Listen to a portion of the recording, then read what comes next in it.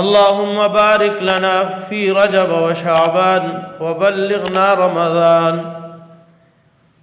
او كما قال عليه الصلاة والسلام. عزت مندو دا زبرګ میاشت د رجب او دل الله جل شانه ډېر عظمت ورکړي دي. الله جل شانه قرآن کې فرمایي ان عدة الشهور عند الله 12 شهرا في كتاب الله يوم خلق السماوات والارض منها 4 حرم. کله نه چې زمکه اسمانونه پیدا شوي دي الله جل شانه فرمایي هغه وختونه مونږه ترتیب د زمانه د وخت 12 میاشتې خېری اسلامی ترتیب سره نور ترتیبونو کې 12 میاشتې اسلامی میاشتې 12 دي. محرم، صفر، ربیع الاول، ربیع الثانی، جمادی الاول، جمادی الثانی،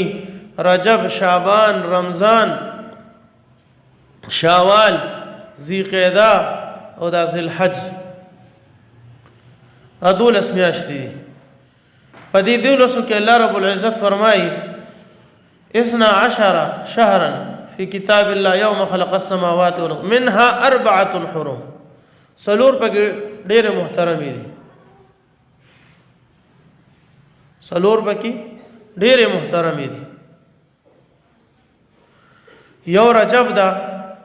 چې دا اوس کومه موجوده میاشت ده او درې پر لپسې ذی قعده، ذی الحج او محرم. او نن تقریبا د رجب 9 تاریخ دی یا 8 او رجب دی میاش دا محترمه ده. د رجب ته وی رجب ویم د دې وجنه چې د رجب معنی د تعظیم. تعظیم عربو به د دې میاشت ډیر زیات تعظیم کوي. دا رجب در ترجیب نه د ترجیب تعظیم ته وای. عربو به د دې میاشت ډیر زیات تعظیم کوي، خاص کر قبیله مضر د رجب دومره تعظیم به کو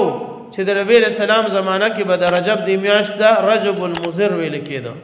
د مضر او قبیله والا رجب د میاشتو کې به یو بل میاشتم.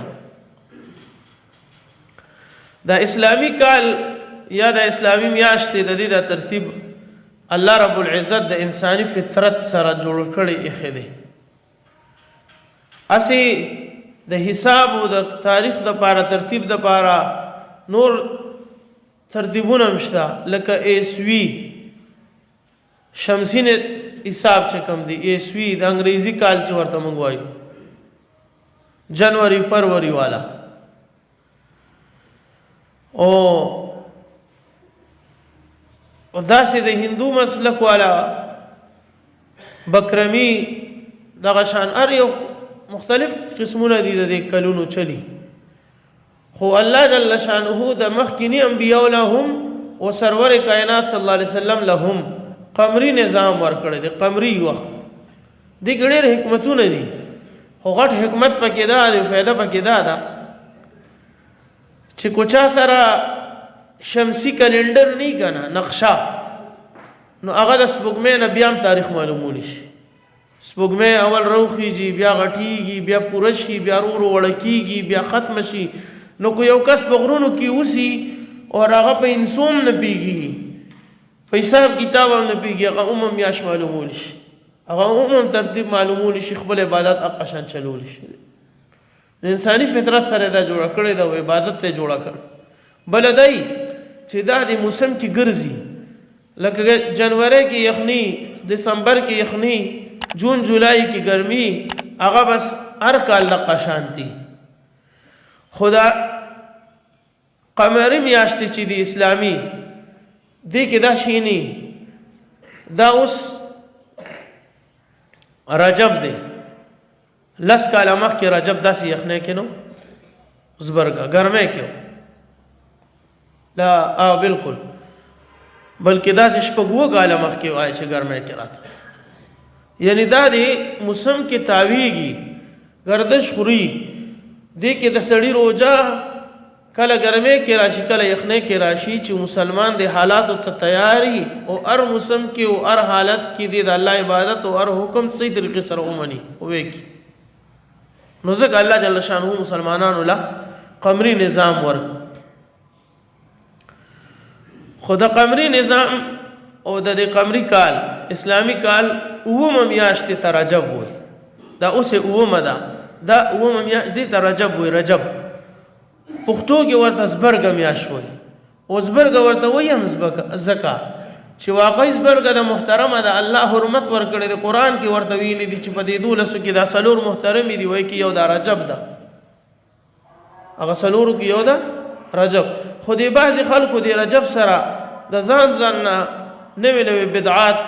مقرر کړي دي چا پکې د 12 رکعاتو د منځ ترتیب مقرر کړي صلات الراغب ورته وی شکر الحمدلله غ ترتیب او بدعت خو ختم هم شو کافی هدا پوری خو یو شی اوسه پوری چلی غدا دا وی چې د دې میاشتې په اسلامي 28م تاریخ باندې نبی رسول الله معراج ته تلو نو په دغه روز باندې دوی روزه نیسی او دې روزي ته هزاره روزه وي هزاره صوم الهزاره هزاره ورته ولي وي هزاره هم د اردو ټکی د صداره بیٹه کې نه دی عربی کې هزار ته الف وي نو دا عربو کې نه دی چلے دل نه د صحابو نه را نقل ده زمونږ د خلکو خپل منځ کې مشهور کړي دي زمونږ د جبه ټکی هزاره ورته څه کوي وی چې په دې وشتمه د رجب 4 روزه اونې ولا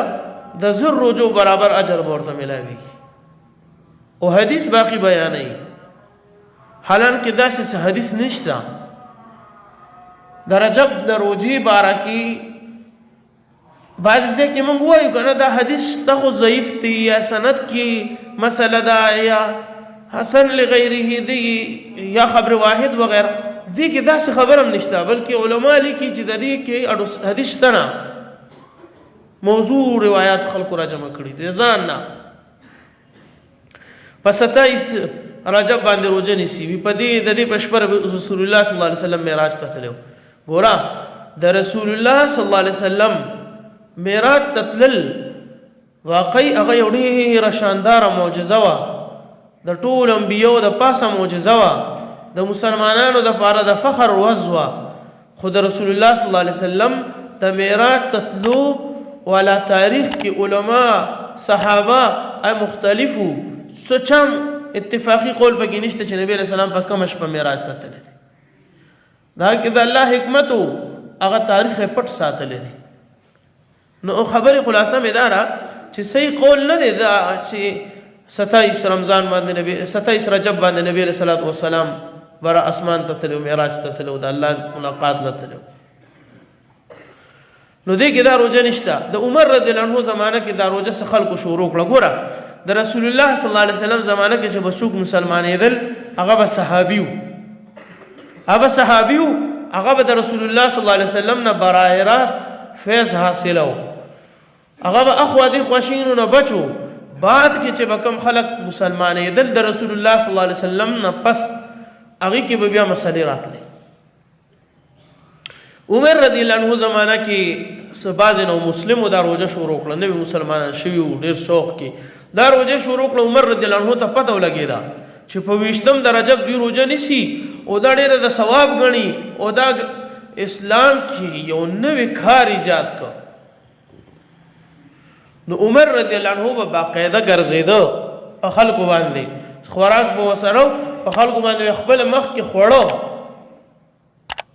چې دا خبره ختم شي چې زما روزه ده خپل شک به په ختمو کړو تکلیف به کو ټول روز بګرځیدو او خوراک به کو چې دا نوې ایجاد په اسلام کې را نشي داسي یو طریقه به کې شروع نشي چې نبی له سلام نه کړي اوسه خلک د ځان ضروري کی اسی کو په اوشتمه د رجب څوک روزه نیسي نو ګناه نه ده نه بدعت دی خو اصل نفلي روزه چې نیسي چې دا اړه کې نه چې نن اوشتمه د معراج ته نبی علیہ السلام تل دی او دا ضروری ده دا روزه هزاره ده دقه چې ذهن کې نه یا د بل یو سنت ده بل سنت هغه سنت دی پیر جمعرات نبی علیہ السلام به هر پیر جمعرات یو ترتیب ادم چلولو هر پیر او جمعرات اوس د دې کس پیر او جمعرات والا ترتیب دی د روزې او په دغه جمعرات یا پیر د په 27 د رجب راغی نو کو دی روزه نیسی نو دی په ګناهګار نه دی مجرم نه دی بدعتي نه دی بیا دی نیولی شي په 27 د رجب او کو ناسو کې په دینیت نسی چې یره د عظمت والا دا اور یا په دې کې روزه هزاره ده نو دا بدعتي دی ګناهګار دی په دې روزه ګناهګار دی د دې شاته هیڅ سند نشته نو عمر رضی الله عنه ولې دومره اهتمام کو چې په خلکو به خوراک کوو دا روزه به ماتوله وی دا اهتمام صرف په دې وجه کو چې هغه په دین باندې ځانونه مالونه اولاد قرباني کړیو خپل ځانونه وقف کړیو نو هغه دین کې کمی زیاتې نه خوخو دین کې باندې کمی کې او نو په کې د ځان نه زیاتې کې د ځان نه په کې زیاتې نه راوالي نو هغه زیاتې نه خو د دې د وجه نه عمر رضی الله عنه دومره ځان کړو چې یو بدعت جوړ نشي چرته یو لازم نشي